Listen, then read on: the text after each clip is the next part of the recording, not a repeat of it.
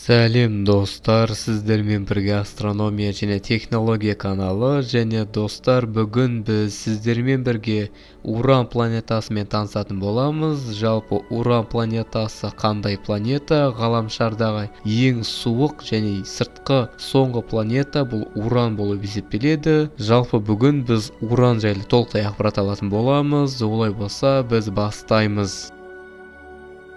Бұл күннен санағанда 7-ші планета. Шолпан секілді Уран да жермен салыстырғанда қарама-қарсы бағытта қозғалады. Оның өз осінде бір рет айналып шығуына 17,24 сағат кетеді.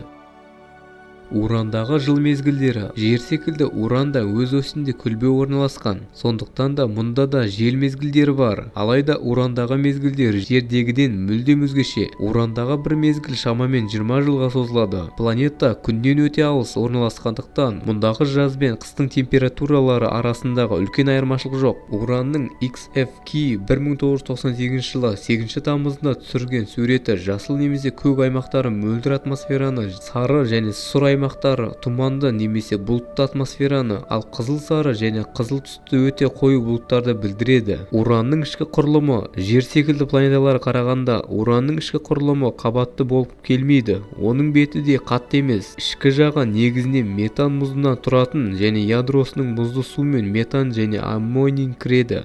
Уранның сақиналары. Уранды осы күнге дейін белгілі 13 сақина тобы қоршап тұрады. Мұндағы сақиналар Юпитер сақиналарынан кішірек және тастақтар мен шаңның кішкентай бөлшектерінен тұрады. Сақиналар жүйесі 1977 жылғы 10 наурызында Джеймс Эллиот, Эдвард Денем және Дуглас және Минк ашты. Олардың планета айналасындағы 9 сақинаны байқады. Тағы екеуі 1986 жылы Voyager 2 ғарыш станциясы және кейінгі екеуі 2005 жылы Хаббл ғарыш телескопы арқылы анықтады.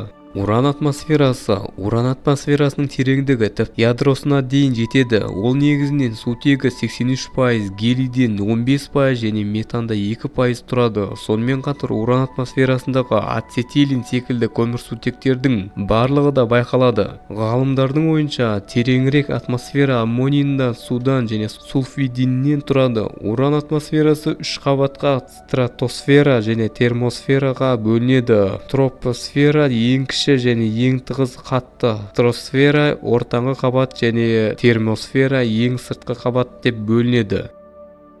Міне достар, бүгін біз сіздермен Уран планетасы жайлы таныстық деп ойлаймын. Және бүгінгі тақырып өте қызықты болды деген ойдамын. Егер түсінбеген жағдайларыңыз болса, комментарияға жазып кетсеңіздер болады. Мен сіздерге жауап беретін боламын. Ал достар, келесі видеода кездескенше.